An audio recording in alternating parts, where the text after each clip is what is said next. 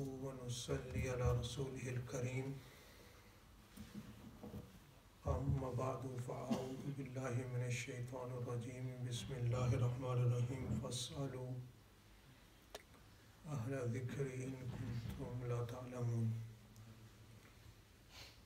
سبحانك لا علم لنا إلا ما علمتنا إنك أنت العليم الحكيم رب اشرح لي صدري ويسر لي أمري واحلل عقدة من لساني يفقهوا قولي يا ربي صل وسلم دائما أبدا على حبيبك خير الخلق كلهم ربي زدني علما.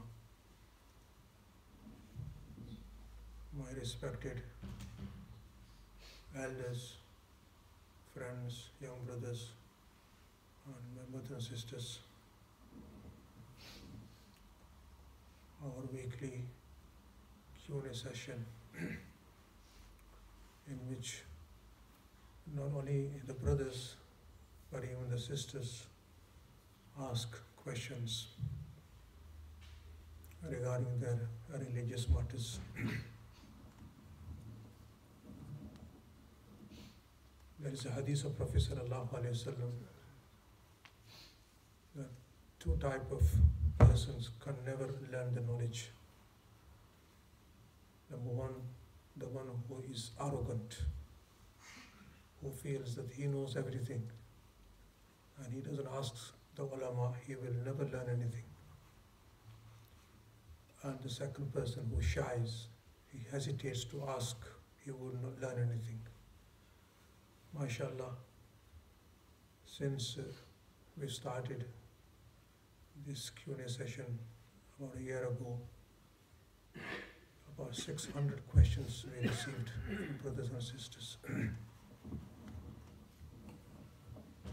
In our today's session, one of the questions is regarding giving azan and iqamat in the ears of a newly born child. And they're asking that we know it is sunnat, but what's the reason, the hikmat behind this? In the hadith of Prophet sallallahu alaihi wasallam, that the azan and iqamat, one of the benefit is that Allah subhanahu wa ta'ala saves this newly born child from epilepsy and many other diseases. And secondly, through the ears, his heart and mind is connected with the name of Allah subhanahu wa ta'ala. Do you not see sometimes a person who is not religious at all? He may not have seen a masjid, and if someone disrespected in front of him Rasulullah sallallahu alaihi wasallam, he would not tolerate. This is the impact of that very azan and iqamat which was given in his ears when he was born. Because when a person hears something against Islam, his religion, then his iman comes out. And that was the impact of the azan which was given when he was born. And also, this azan and this iqamat is for his Salatul Janazah. When the Salatul Janazah is performed, there is no azan, no iqamat. Why? Because the azan and the iqamat of Salatul Janazah already has been given when a child was born. And also there is a lesson for the human being here that look, when the azan is given, then people who read the namaz and the people who offer the prayers, they get ready for the prayer. They prepare themselves. And there's not much time in between azan and iqamat. So similarly, this child is a lesson for him that look, this is the period of your lifetime. You need to prepare yourself for something more important, and that is the akhirat. So azan is given through the ears. The parents, they connect their child with Allah subhanahu wa ta'ala.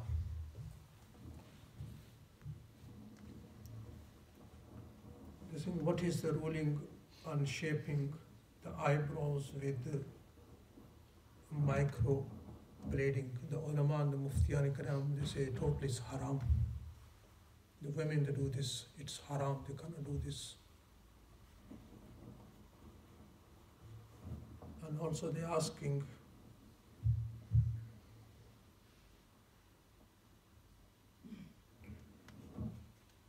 someone is asking that to inform police when someone sees someone is doing something wrong, is committing a crime, is it okay to inform the police? You know, Rasulullah sallallahu alaihi wasallam, he said, "Unsur ahaka dhalimun wa madhluma." You know, you should help your brother, whether he is an oppressed or oppressor. The Sahaba Ikram, they said, "O Prophet of Allah, we've understood if somebody is being oppressed, we help him. This is, we understood. But a zalim, how can we stop him, help him?" He said, to stop the zalim from the oppression, this is his help. Similarly, to inform the police, nothing wrong with it. Tell the police that so-and-so are doing this, they're committing the crime. You never know if they are caught and if they are given a sentence. And this may be a lesson for them. But unfortunately, in this day and age, let alone other people, our elders, parents, while knowing that children are involved in evil activities, they try to hide it. And when they are caught, when the children are caught and they're taken to the court, what happens? Then they come to ulama ikram, give a reference, please, for my son. This is, I'm saying, through experience. This happened many a times. Please give a reference. They were caught selling drugs. Now let's go to the masjid's imam, ask him, you give the reference. Asking reference for what? So parents nowadays, they know our child is involved in this activity. Let me, be open on this. I don't know for what reason many of our parents know very well that my child, my sons, they are involved in selling drugs, and they're very happy because they know the money is coming in, so let them do it. Now, the masla is, if someone's children or a child or a son or a daughter, if they are in the evil activities, the masla is that the parents, they shouldn't kick them out of the house. They should keep them with them and continue advising them, telling them off. And there are chances the time might come that their children will understand.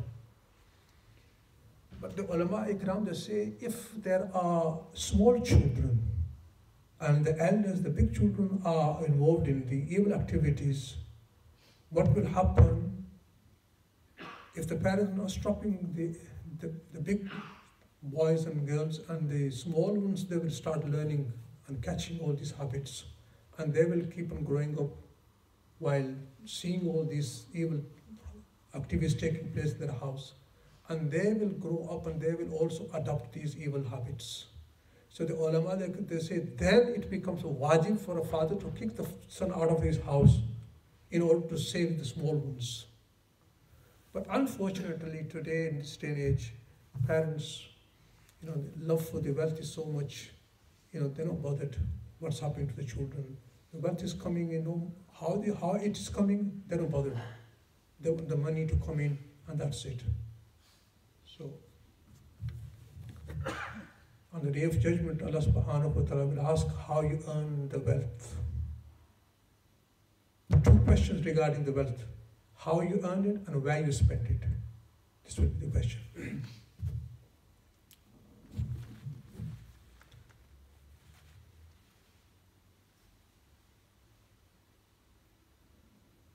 Now someone is saying, what good is free will? If Allah subhanahu wa ta'ala has written,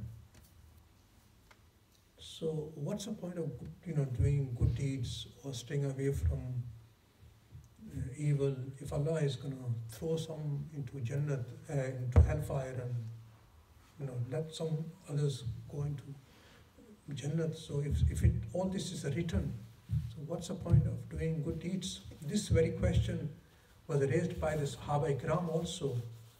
So Rasulullah sallallahu alaihi wasallam, he said, keep on doing the actions. Why? Allah subhanahu wa ta'ala has created everyone for Jannat and Jahannam, and Allah has given us a choice.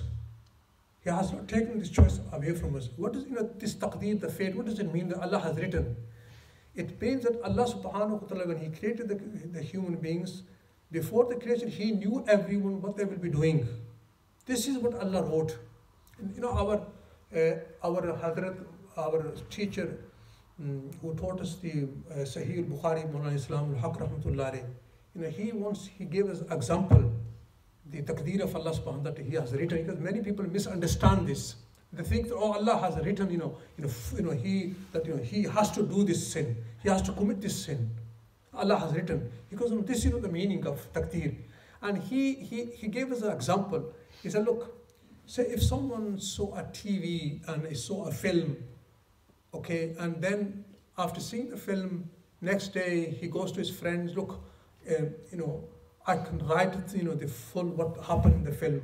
So this is similarly, Allah subhanahu wa ta'ala, after this scene, what's going to happen, after this scene, what happened, I can write all this down.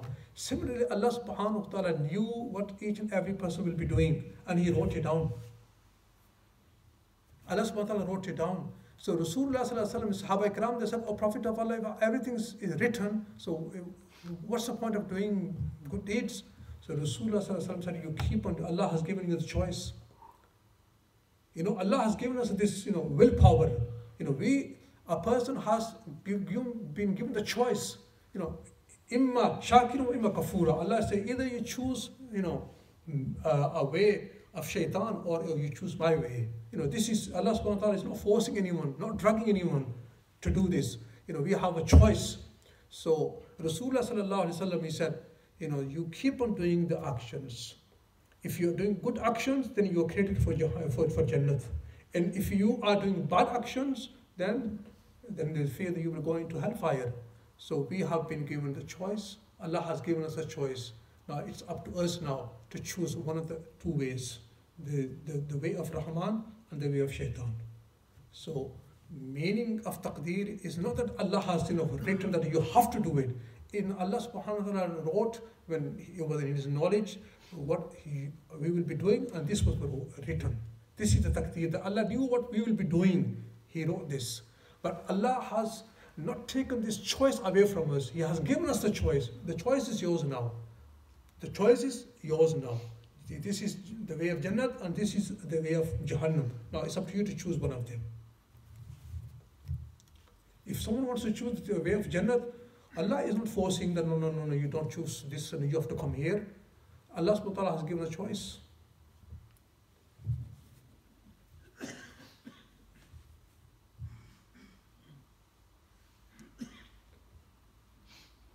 Someone is saying that, look, I am a medical doctor by profession.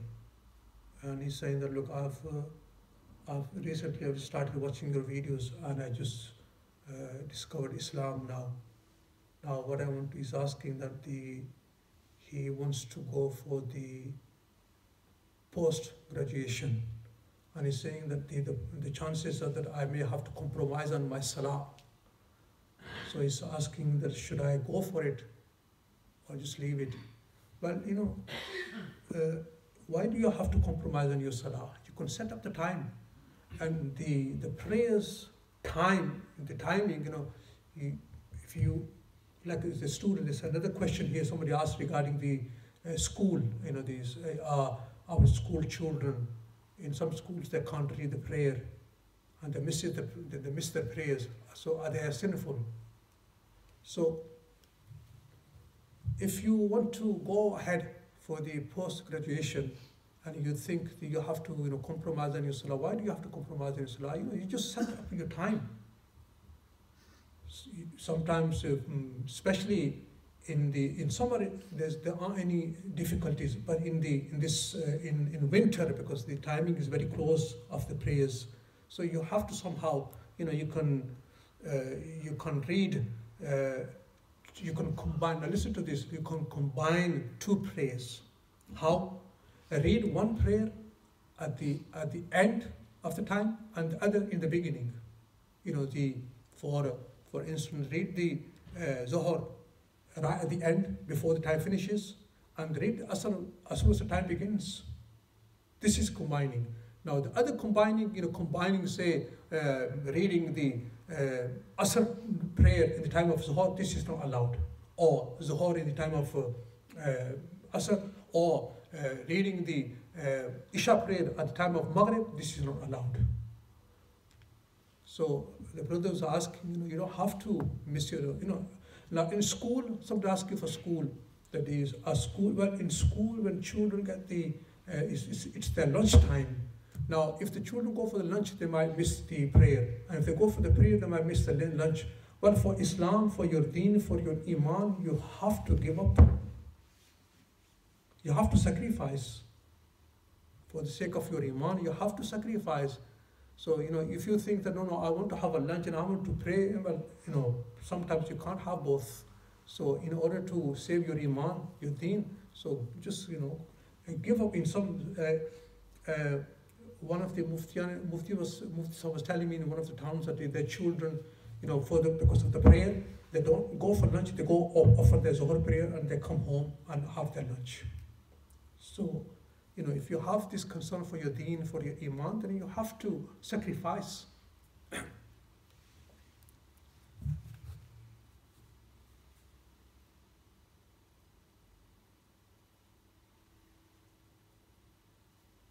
Someone is asking the bank job, is it allowed? Well, because the interest is involved, and ulama ikram saying that it is not allowed. Now, for someone who is already working in bank, and then he later finds out that this, the interest is involved here, what should I do now? The ulama ikram saying that don't make a haste in leaving the job. First, look for another job. When you find another job, then leave this job. Well, there's a question from the sister and her husband. I can't answer this. I can't even read the question here. How am I going to answer it? I can't. I apologize. As I said before, these questions which come from husband and wife, please, I can't, here in the crowd, I can't answer it. You could come and see us here, but in the masjid, I can't answer here. I previously answered it, and some sisters, they really protested. Why, Maulana, why are you answering such questions? Someone is asking that Monday dhikr majlis, are we allowed to do this zikr at home? Do we not required to take bath and permission from the peer before doing the zikr? Well, when the zikr which in the masjid or the Maulana Bilal who started here in the masjid here, this is for the common public who are not bad with any peer. Those who are bad with the peer, they are prescribed a zikr by their peer, by their murshid, and they have to go by it, and they have to do how their peer has given and instructed them to do. You have to follow your peer's instruction. So you cannot do such zikr loudly at home without any peer or his instructions. So the masjid zikr is only for the people who are not bad. You can come in the masjid and do the zikr here in the masjid, but you can't do it at home.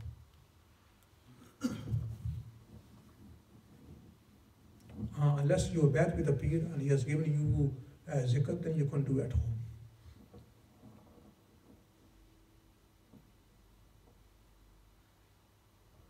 They're saying that Allah is arranging many useful events, even providing food as well. So who pays for all these expenses? How can we add our share in this? Well, the one who's asking, brothers like yourself, they pay for all this. I mean, just recently the program, the event which took place here, the total cost of that program was about £1,700. The food, this includes the food, and the guests who come to deliver the talks, we also do their khidmat as well. And this is all done by all the generous brothers of the masjid here. Alhamdulillah, all the brothers of the masjid, they come forward and they say, our contribution, Maulana Sahib, you take this, and Alhamdulillah, £1,700, it was the total cost. This, Maulana Bilal, Damat Barakatum came, and this was all by the brothers. And if you are willing to also put your share, by all means, you can come and give your share as well.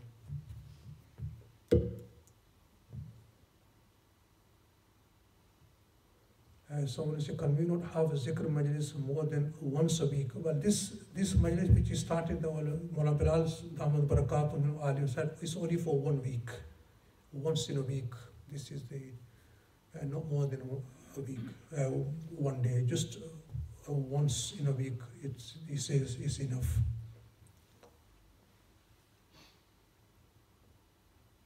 Someone is asking, what are the facilities for the girls in Leeds Islamic Center for Alima course? Inshallah, before we never had any, we were looking for Alima teachers. Now, inshallah, we're thinking, inshallah, in a very near future to open a class for girls for Alima course, inshallah.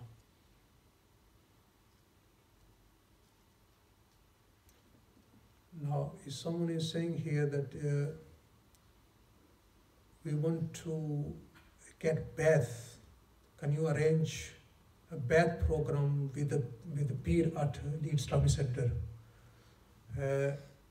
Yes, Alhamdulillah, we are very fortunate to have in our masjid here Dr. Sahib, who is Khalifa of Sufi Iqbal, Rahmatullah alayhi, and he is here and he offers all the praise with us. So the brothers who are asking, you may come here at Isha prayer, he is always here, and then inshallah we will introduce to you Dr. Sahib, and then he will explain you everything about the bath. So I ask Allah subhanahu wa ta'ala to accept this majlis and make it means of our forgiveness. Allahumma salli ala Sayyidina wa Maulana Muhammad wa ala alihi wa sahbihi wa barik wa sallim. Rabbana atina fi dunya hasanatan wa fil akhirati hasanatan wa qina adhaban nar. Rabbana taqabbal minna innaka antas samiul alim wa tub alayna innaka antat tawwabur rahim.